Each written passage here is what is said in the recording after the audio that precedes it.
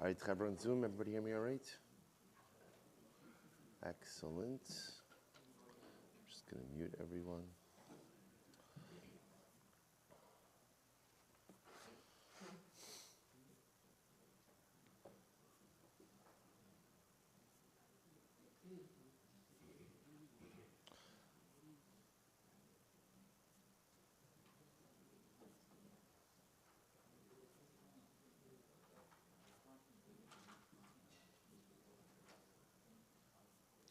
All right, I will say good morning, good morning. Let us begin.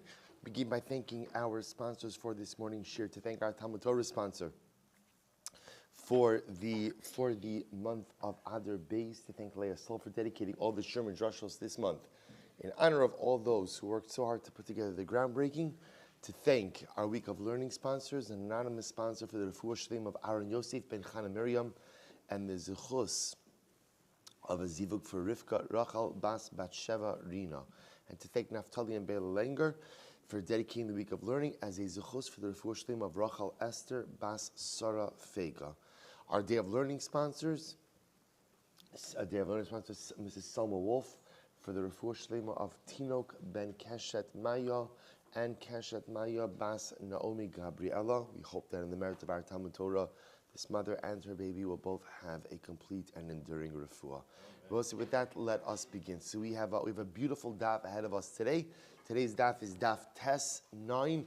We are picking up Emir Hashem on Ches Amud Beis, and we left off at the 2 dots Gufa. So we have a lot to do today. Also, like to try to maybe get in a little bit of Inyani Hashkafa for Tainus Esther just at the end for the last few minutes.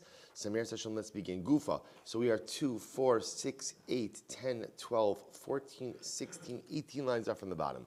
Says the Gemara Gufa. So we'll say, remember again, revisiting part of our sugya from yesterday. Rebbe Omer, the lakach ulekacha, the yavam v'yibma. Remember again, Rebbe Darshan in yesterday's daf. This was on Ches Amud Aleph. Rebbe had his drasha that by the pasuk of Yibum, the Torah writes certain words, 2 words specifically, in an elongated form. Instead of saying v'lakach, it says v'lakcha. Instead of saying v'yabam or v'yibam, it says v'yibma. So Rebbe darshaned those elongated forms of the word in yesterday's daf. So the Gemara says, so Rebbe Omer, v'lakach v'lakcha v'yabam v'yibma, le'esar tsaros v'arayos. And Rebbe understood that the elongated form here was here to go ahead and halacha lamaisa prohibit both tsaros and arayos, to go ahead and prohibit the arayos. Again, we had a whole discussion: do you need a pasuk to prohibit arayos or not? But again, went ahead and prohibited arayos, and then also went ahead and prohibited tsaros, the co-wives. So says the Gemara. So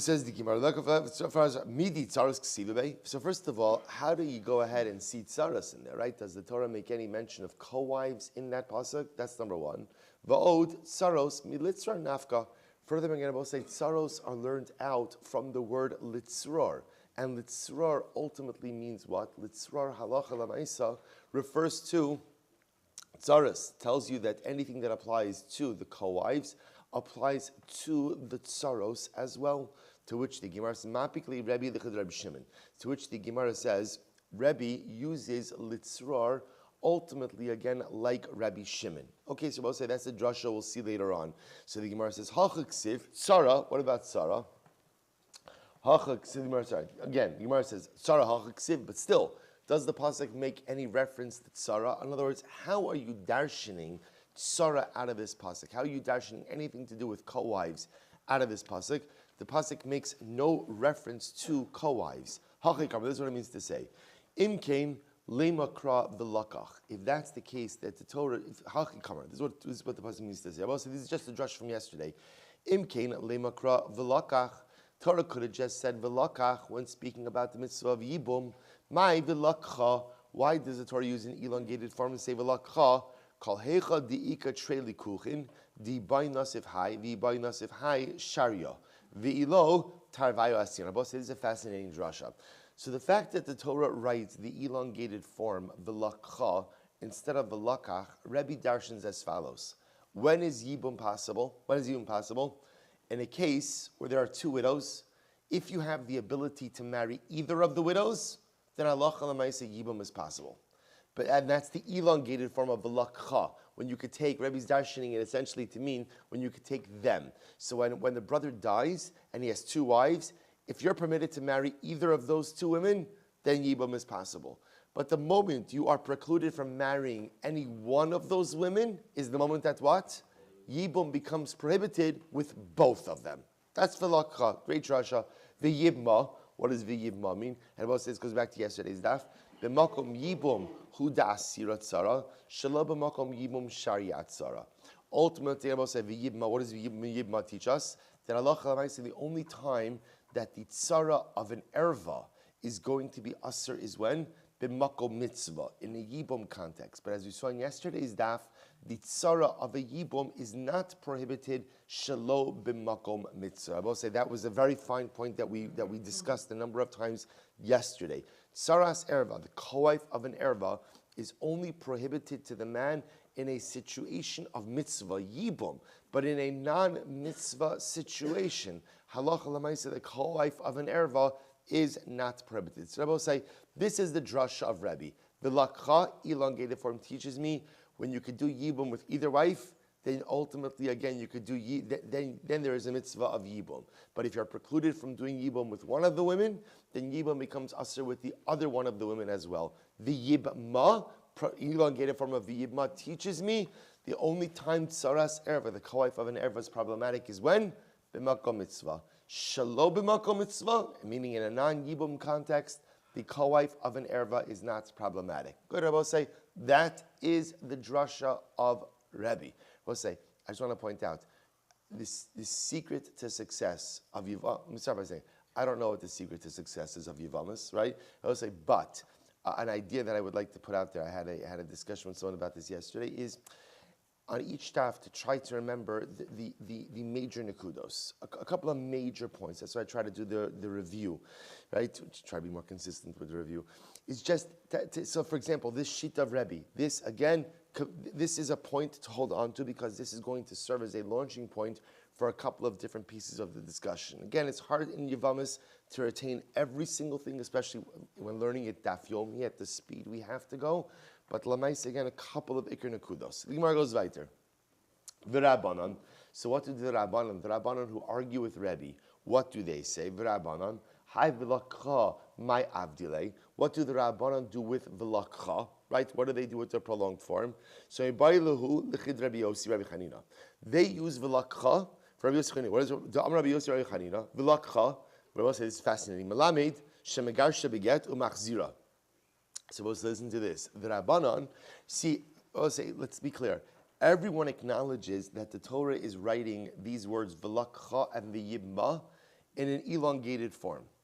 So once it's writing it in an elongated form, I have to ask myself, why? Well, what is it exactly that I'm being taught over here? So Rebbe has his drashas. Now the Rabbanan's drasha, listen to this. They say, v'lakcha, that teaches me, about this is fascinating, that halacha l'maisa, once a man does yibum, let's say he does yibum, and you know what, the marriage doesn't work out. What are his options? His options are the same options as any other marriage. He could divorce his wife. How does he divorce his wife? He gives her a get. So you will say, what's the havamina? You might have thought that once you perform yibum, that's it. That's it. Or maybe that halacha l'maisa, chalitza is the way to exit that marriage. Kamash malon, no. Once you perform yibum, that yibum relationship morphs into a regular marriage. And the same way that a regular marriage is ended with a get, so too this yibum marriage is ended with a get as well. Not only that, we'll say, listen to this. What's the halacha if a man divorces his wife, and then they choose to reconcile and get remarried? Is that permitted? Yes, as long as what? The woman has not married anyone else in the interim. The same halacha applies to a yibum scenario, and this is fascinating. Let's say a man does yibum, okay, marriage doesn't work out, he gives her a get, then they decide to reconcile. The halacha is, the Rabbanan say he's permitted to remarry. The Rabbanan say, now what's the novelty in that? One might have thought, and logically so, that look, yibum to begin with, we've spoken so much about this, yibum to begin with is unique in that it allows an otherwise forbidden relationship. So one might have thought that, okay, you could do yibum, but if you decide to end that relationship, then what? It's done. It's done. Kamash malan v'lakcha teaches me I could divorce the Yevama with a get, and not only that, we can, if we reconcile, I can remarry her. Fascinating. V'yibma, what does v'yibma teach me? Al karcha. So I'll say this is actually a fascinating concept that we'll discuss. What happens if the surviving brother violated his brother's widow? Right? So let's say the surviving brother went ahead and violated the Yevama. We're going to see that technically speaking, that affects Yibum, even though it's done to her against her will. We'll get into the mechanics of that in Mirz Hashem, but that's Yibum. So we'll say, so here's what we have, just to keep this in mind. Fundamental machlokes, here's what everybody agrees on. Lakcha, Yibma are written in prolonged form, therefore they're here for a drasha. According to Rebbe, the Lakcha teaches me, if you could do Yibum with both of them, then you could do Yibum, then how mitzvah of Yibum applies. If you can't do Yibum with both of them, like for example in a case of an erva, then you can't do Yibum with either of them. Good, that's v'lakcha. The Yibma, Rebbe teaches us, saras erva is only problematic b'makom mitzvah, in a Yibum situation. But the co-wife of an erva is permitted outside of a mitzvah situation. Rabbanan b'lakcha teaches me if I want to divorce the Yevama, I can do so with a get. And not only that, I can remarry her, as long as she didn't remarry anyone else in the interim. And the Yibma, ultimately Yibum works even against her will. Incredible. So we'll say that's the machlokes. So now, of course, you know what's going to happen. We're going to go back and forth and try to figure out how each opinion learns out the halachos from the other opinions' drashas. The Rebbe, where does Rebbe learn out the concept of Rabbi Yossi Bar Chanina, that halacha l'maisa, again, the ability to divorce the Yevama with a get and to remarry her, meli isha nafka. He learns it out from the pasuk that says meli isha. We'll say the fact that the Torah says that the surviving brother takes his sister-in-law li isha as a wife indicates to us that all of the halachos of normative marriage apply to the Yibum relationship. So the Gemara says, Milish nafka al karcha. Where does he learn out the concept that Yibum could even work against her will? Me Yevama yavo aleha. The fact that the Torah says that if the Yavam comes on to her, right, ultimately again indicates that halacha lamaisa, Yibum could take effect even if it's against her will. Good. Shabbos says, therefore, I give Rebbe, hi aleha my avile. Shabbos say, again, no matter how much we think we've closed out the discussion of aleha, we have not. So we're back, we'll say, to Gimel Amud Beis. We're back to Gimel Amud Beis, right? The aleha ultimately, again, by achos isha, by wife's sister, ultimately, again, we're back to that. So what does Rebbe do with aleha? So says the Gemara, my avile mi baile lichidisanya. Rebbe needs it actually for something totally different. Totally different. What does he need it for? What does he need it for? So the Gemara says, so we'll say this is fascinating because now, it's incredibly fascinating because now Rebbe is going to use this drasha for something totally unrelated. Not unrelated, but unrelated to what we've been discussing up until this point. So watch this. So says the Gemara, so I'll say, so now we're talking about as follows. If the Sanhedrin issues a psak halacha that's wrong, right? They issue an erroneous psak halacha, and the general populace acts based on that psak halacha. Okay, so there is a special carbon that they have to bring called a par he'elam davra minat tzibor, which literally means a par, which is a cow and ox, that is brought for something that was hidden or obscured from the tzibor. So this is the halach, this is the carbon they bring. Should they be responsible for delivering an erroneous psak halacha? So the Gemara says like this, the Rebbe says this, Beis Din is not chayiv, ela al davar shezedono kares shegaso chatas. And I will say they're only liable to they bring this carbon if they paskin erroneously regarding something whose intentional commission is punishable by kares, and unintentional is punishable by achata. So we'll say, to give you a good example of like this. Let's say the Beis Din paskin. We'll do this.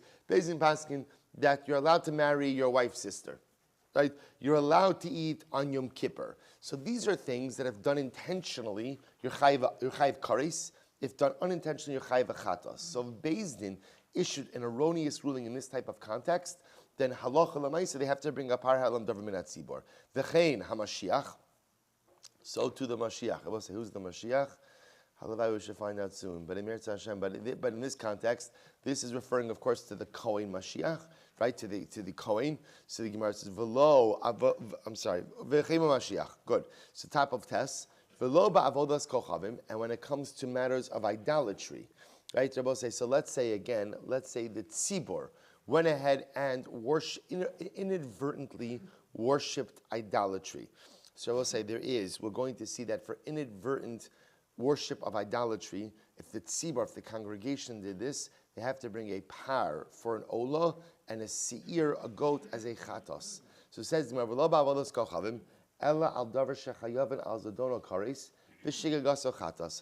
say, so remember again, so there's two things happening over here. There is the halacha when it comes to the Beis Din, right? So if the Beis Din issues an erroneous ruling, or the Kohen HaMashiach, the Kohen Gadol goes ahead and issues an erroneous ruling.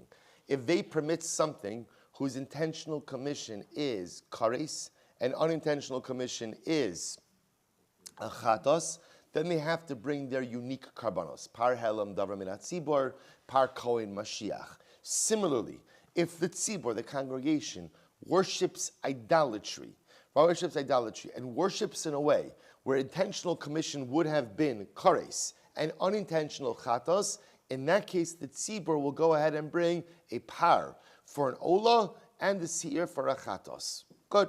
So I'll say, the Gemara says, Utnanami, we learned, Kol mitzvah Shabbatorah.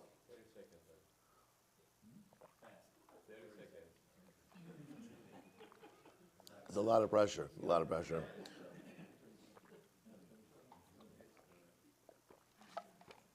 All right. Good.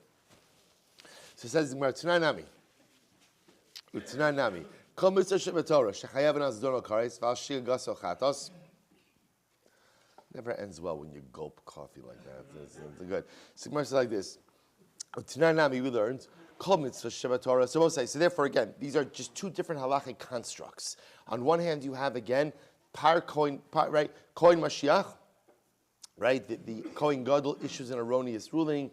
Beis Din issues an erroneous ruling. So the Bryce is saying that halacha l'maisa, they each bring their respective karbanos, but the only time that there's liability for them is in a case where halacha l'maisa, they issued an erroneous ruling regarding something which, if committed intentionally, is a chiyuv chatos, intentionally chiyuv kares, unintentionally chiyuv chatos. Okay, that's the common denominator. Similarly, if the tzibor inadvertently worships idolatry, they have to bring a par as an olah and a seir as a chatos. But again, that's only in a situation where they worshipped in a way where, if done intentionally, would have been chayiv kares, unintentionally chayiv chatos. Okay, keep this in mind. Utnanami, we learned, Kol mitzvah shechayav v'nazadono kares, v'al shiga gaso chatos. Furthermore, we learned that what any mitzvah in the Torah really means any aver in the Torah. If you did intentionally would be chayiv kares and unintentionally chatos, yochid mevi kisba o seira. Shabbos says, so this is not talking about in general an individual's committing an avera, and it's the type of avera which, if done intentionally, is a chiyav kares, unintentionally is a chiyav chatos. If an individual commits the avera, yochid mevi kisba, an individual will bring a sheep, o seira, or a goat, a female goat, right? Nasi maybe seir. A nasi, right? If the nasi, who's the head of the Jewish people, he'll bring a seir, right? That could be the melech, right? The king will bring a seir. Mashiach ubeis din meviin par. And ultimately, again, if it's the Mashiach, right? The Kohen Mashiach, the Kohen Gadol, or the Beis Din, they bring a par. Ba'avodas kochavim. What about again if halacha l'maisa there was the inadvertent worship of idolatry? So it depends who does it. Yochid, Nasi, Umashiach. So if it's an individual, the king or the Kohen Gadol, Mevian Seira. They bring a female goat. Sibor, Mevian Par, right, Visoyer. So the Sibor, if they did it, will bring a par and the Soyer. Par li Ola Usiir Lachatos. Good, so we'll say This is pretty much just a beautiful halacha. I mean, it's not a beautiful, it's a beautiful because it's halacha, but it's talking about, again, the different levels of carbonic liability.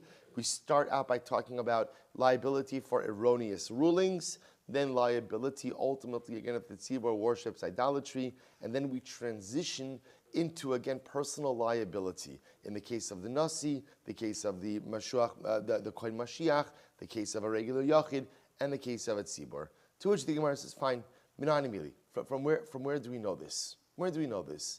The Tana Abanon, v'noda hachatos asher chatu aleha. So we'll say the pasuk says, and they will know, and the tzibur will know, right? V'nodu hachatos asher chatu aleha, ve'krivu kahal. So we'll say this is talking about a situation of halacha l'maaseh where the kahal worships idolatry. So the Gemara says, and they will know the chatos asher chatu aleha. They will come to know the chait, the sin that they sinned aleha, about it. So we'll say, now watch this. Here we go. But remember again, why are we doing this now? Right? Like, what does it have to do with anything?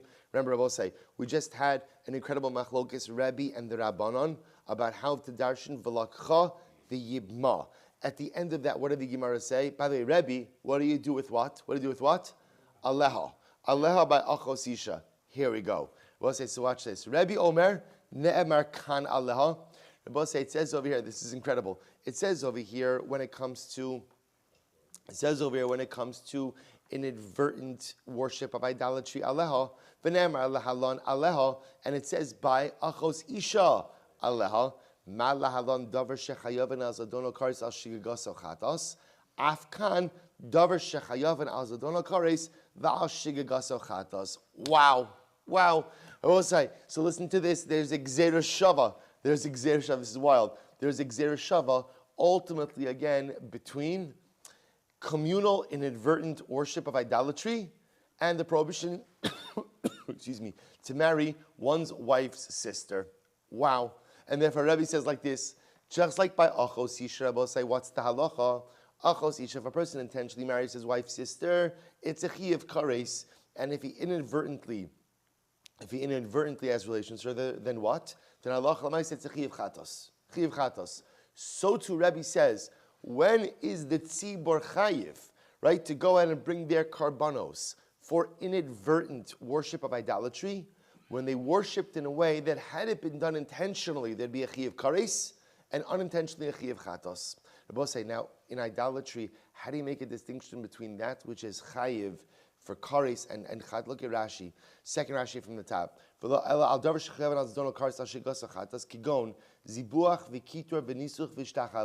we'll say, for example, so offering up a karban to idolatry, burning ketoras, incense, nisuch, going ahead and wine libations, or bowing down. So we'll say those are all things that if done for idolatry, if you do it intentionally, it's a chiyuv kares. Aval mechabek umenashek lo. We'll say, for example, if you kiss an idol or you hug an idol, even if you did that intentionally, interestingly enough, that's not a chiyuv kares. Or as to say it differently, the only time that there's a chiyuv kares for intentional violation of worship of avodah zarah is when you worship avodah zarah in the same way that what? We worship Hashem.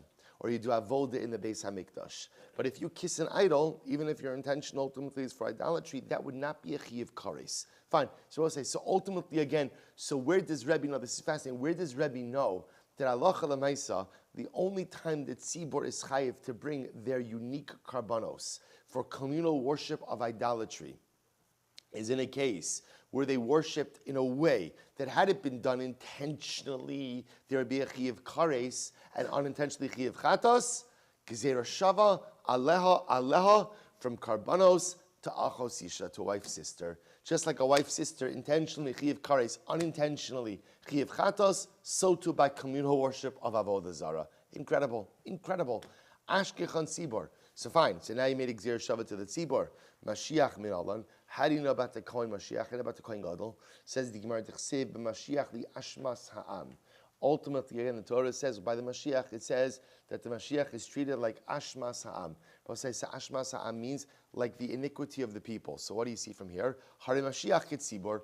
Ultimately, the Torah itself compares the Kohen Gadol to the tzibor. So whatever is true for the tzibor will be true for the Kohen Gadol. To which the Gemara says, Yochid v'nasi. Okay, how do I know about liability for individual, just an individual and the nasi? Asya mitzos. To make a gzera shava, ultimately again a mitzos. Beautiful. So we'll say, so therefore again, v'lo ba'avodos kochavim ela adavar shechiyavin al zdona kares al shigos achat. So we'll say, so again, I just want to point out, now of course you know what's going to happen. So we'll say, so now that we all we wanted to know, by the way, is what Rebbe does with aleha. So we'll say, what does Rebbe do with aleha? What does he do with it? Gezerah shava, from achos isha to communal worship of avodah zara. That's the answer to the question. But of course, once we open this door, right? So we're going to continue to go down this path a little bit more. So it says the Gemara, v'lo ba'avodas kochavim. And remember again, I'll say, when it comes to Beis Din's liability for erroneous rulings, so let's say they permitted something with avodah zara, they're only going to be chayiv par helam davar minat tzibur when ela al davar shechayavin al zadono kares v'ashigagaso chatos. Only for something again which if done intentionally would have the chiyav kares, unintentionally chiyav chatos. Tzibur ba'avodos kochavim. I will say, what about the tzibur when it comes to the communal worship of avodah zara?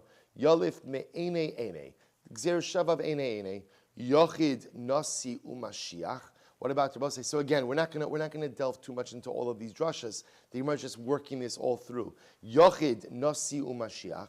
What about the individual, the king and the kohen gadol? Mevi'im nefesh achos. So we'll say echad yochid ve'echad nasi ve'echad mashiach b'mashma. Ultimately, again, that comes to include both a liability for an individual, the kohen gadol, the king, and the kohen gadol. Vav mosif al inyan rishon v'yilamed tachton mina elyon. So we'll say because there is a vav mosif, which is an additional vav. The vav ultimately again adds on to that which was stated earlier, and ultimately tells that you can learn out that which was stated later from that which was stated earlier. Good. We'll say that concludes the Rebbe piece. So we'll say now I know what Rebbe does. So I'll say again. Here's what you need to remember. Machlokes Rebbe Rabbanon, just keep the flow. Machlokes Rebbe Rabbanon on how to darshan v'lakchav v'yibma. Rebbe has his approach. Rabbanon has their approach. What does Rebbe do with aleha? Rebbe learns out aleha ultimately again to communal worship of avodah zara.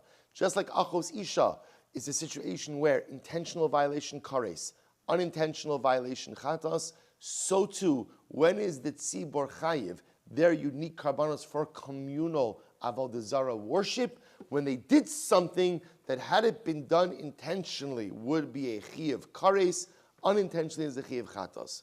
Beautiful. That's it. Now, the Rabbanon, so I'll say, now remember again, the Rabbanon darshin aleha, here now of course we have a problem. Right, what's our problem? The Rabbanon ultimately again use aleha for yibum. Right? They use the pasuk of aleha for yibum as we spoke about before. So we'll say, now what's the shaila? Where do they learn out that halacha lemaisa chatos is only brought for something that if for an infraction that if done intentionally is a chiyav kares and unintentionally creates a chiyav chatos? So where do the all this stuff we just learned before? Where do the Rabbanon learn all of this out from? So watch this. So Rabbanon hay svarim min alahu. Where do the Rabbanon learn out that a chatos only comes in a situation where for an avera, which if done intentionally would warrant a chiyav kares? Where do they learn that from? So min alahu nafkaluhu midemikri le Rabbi Yoshua lebrei. So I said, listen to this. They learn this out from that which Rabbi Yoshua said to his son. Torah says, Torah achos yihiyeh lachem la'oseh b'shgaga. Torah says you have one law for everyone who commits an aveira unintentionally, v'nefesh asher taseh biyad rama, and for the person who goes ahead and commits an aveira intentionally. Huksha kala Torah kula la'avodas kochavim. So we'll say, now here's what's interesting. The pasuk over here, the context of the pasuk is talking about a situation where halacha l'maisa, the tzibur commits an aveira, or specifically again, Torah tzibur worships idolatry. So the Torah says, Torah achos, there will be one law for the person who commits an aveira unintentionally, and the person who goes ahead and commits an aveira intentionally, v'nichra sa nefesh ahi, person will experience kares. So both say, the subject over here is avodah zara, But look at the lashon the Torah uses when talking about avodah zarah. It says Torah achos. There will be one law. And what do we learn from here? Huksha kol Torah kula avodas kochavim. The Torah compares all of the mitzvahs or all of the averos in the Torah to idolatry. Ma avodas kochavim davar shechayav as donokars ashir gasochatos.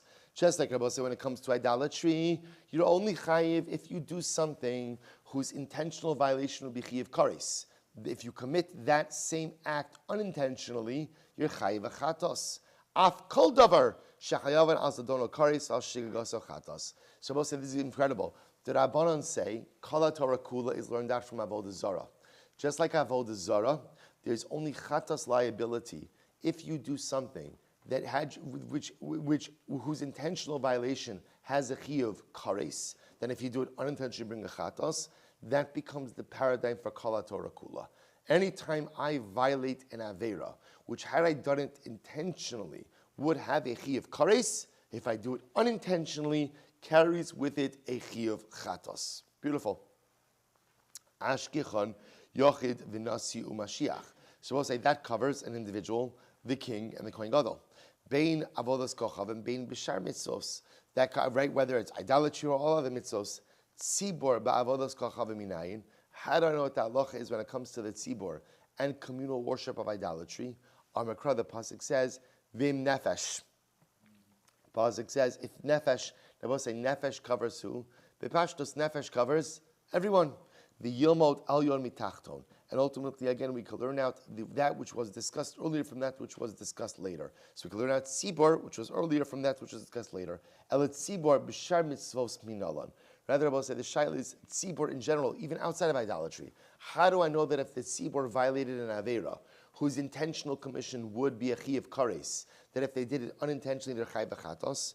Yolif me'einem me'einaim. So I will say they learn out from Gzeir Shava, the Rebbe. So I will say, so now, okay. So now we have where how the Rabbanon learn out the chiyuv chatos for kares bearing infractions. Now we're switching back to Rebbe. The Rebbe, Hai Torah achos my avidle. Rebbe, what does Rebbe do with the drush of Torah achos? To which the Gemara says, Mi baile l'chidisanya. Here I say he needs it as follows. Watch this. We'll say this is fascinating. The Torah makes a distinction, ultimately again, between individuals who worship idolatry and a rabbin.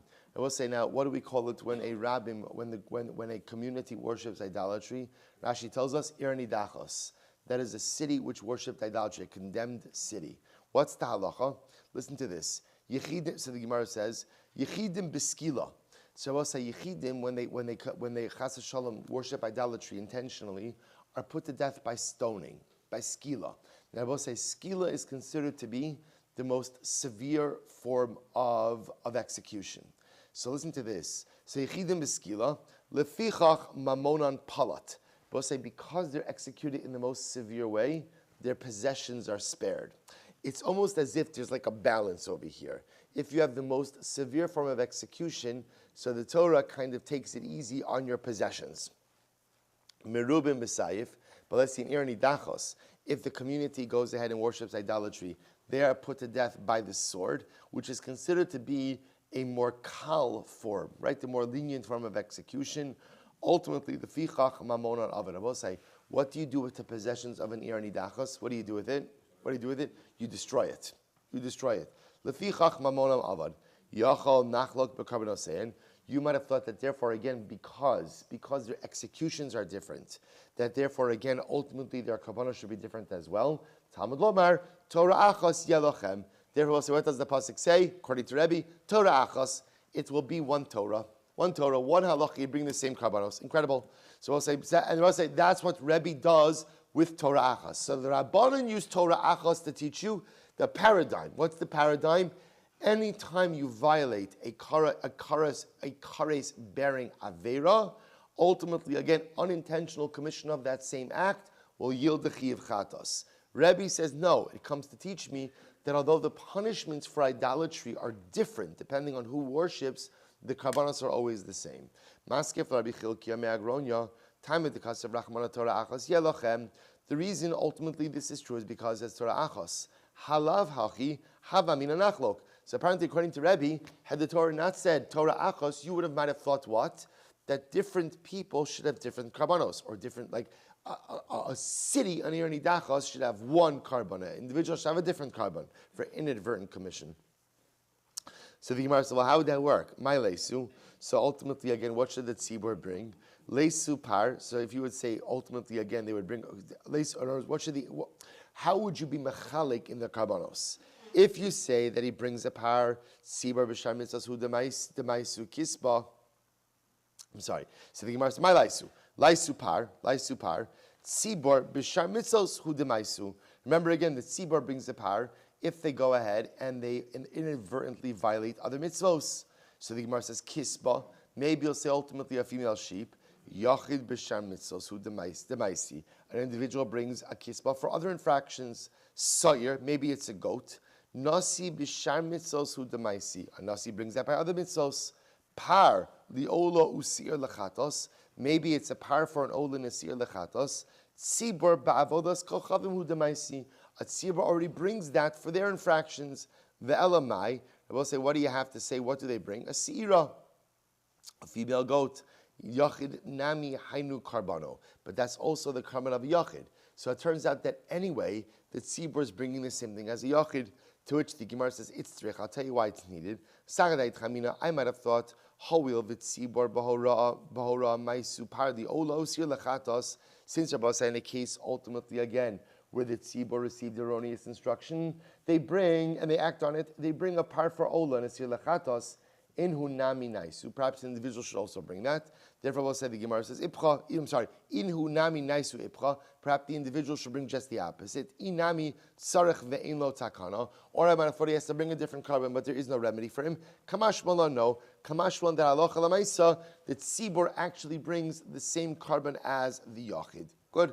Amrli Levi the Rebbe. So both say, so fine. Now both say, we have how everybody's darshaning everything. Beautiful. Amrli Levi the Rebbe. My area Ditani Tessa. So I'll say, now we're going back to the Mishnah. Both say, so by the way, it appears that now we have officially closed out the Sugya of Aleha. Right? That's what it appears, right? We've essentially explained how everyone and their brother, right? Everyone and their brother has darshan Aleha. So it's not the Gemara has a different question. Amar Levi the Rebbe. My area the Tani Tesvav. Why does the Mishnah only mention 15 cases? So going back to our Mishnah. Why does the Mishnah mention 15 cases of women who are exempt from Yibum and also exempt their co-wives? Lisni Tes Zayin. Why not go ahead and mention 16? Who are the 16? So we'll discuss in just a moment.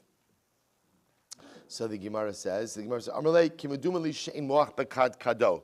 So I'll say, this is pretty strong, right? So Levi says to Rebbe, I don't understand why halacha l'maisa the Mishnah only mentioned 15 cases. There should really be 16 cases.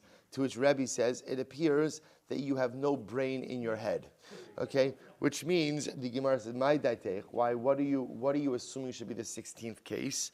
So Isa the Gemara says, Imo anusas aviv. I know what you're thinking. You're thinking about the following case. We'll say, here's the case. Let's say again you have Reuven and Shimon. And again, what happens? Their father, Yaakov, violates a woman. Right? Well, before you have Reuven and Shimon. Yaakov violates a woman. As a result of that act of violation, ultimately, again, they have a son, Reuven. They're not married, right? Obviously, right? Yaakov violates a woman, they're not married. Good. So they have a son, Reuven. Reuven now has a brother, Shimon, right? They have the same father, different mothers. What ends up happening now?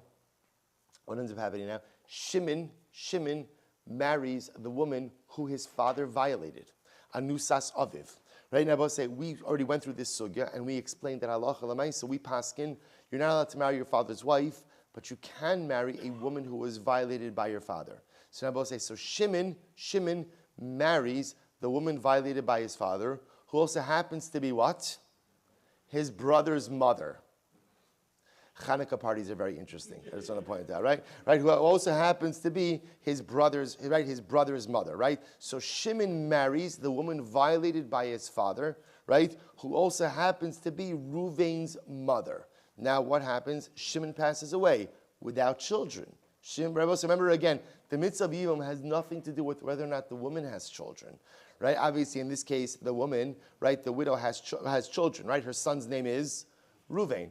who also happens to be now the man who stands to do Yibum with her, right? So Shimon passes away, right, leaves behind his widow. So now you have a situation of Ruvain having to do Yibum, well, Ruvain, technically speaking, being the Yavam with his mother. So the Rebbe says, obviously, Yibum can't happen in that situation. So what Levi was asking was, why don't we include that case? Right? That seems to be a good case.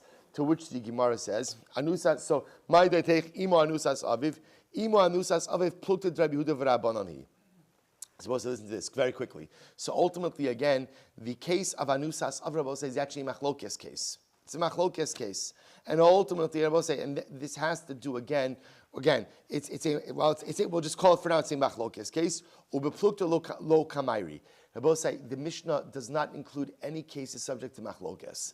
The 15 cases of the Mishnah are meant to be cases that everyone agrees with. So the Gemara says, Velo, is that true? That there are no machlokes cases in the Mishnah? V'hari isr mitzvah v'isr kiddusha, the pligi Rabbi Kiva v'Rabbanan. Ultimately, I will say there's the case of isr mitzvah and the case of isr kiddusha. So we're going to see isr mitzvah refers to cases of rabbinic arayos, women who are not arayos de oraisa, but only arayos de rabbanon. Those are cases of what we call isr mitzvah and isr kiddusha. Isr kiddusha both are cases, for example, where the man can't marry the woman because of kiddush case. For example, mamzeres. Let's say the surviving sister-in-law is a mamzeres. So those are cases, we'll see that. Those are cases that are subject to machlokes. Yet again, the pligiba Rabbi Kiva Rabban and the katani. And ultimately they're stated in a later Mishnah, to which the Gemara says, you're right, bepirkin ka'amrinon. We're talking about an arparik. In arparik, we don't like to include any cases that are subject to machlokes. I v'habei shamay matirin es atzaros la'achin ubei silal osrin. So ultimately, I'm both say, but yet even in our Mishnah, Beis Shammai says saros of an erva are permitted, and Beis Hillel says they're not. This is incredible. Beis Shammai b'makom Beis Hillel eina Mishnah.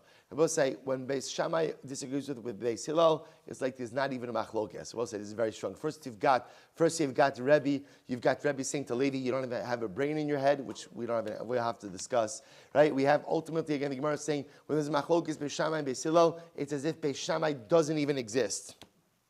I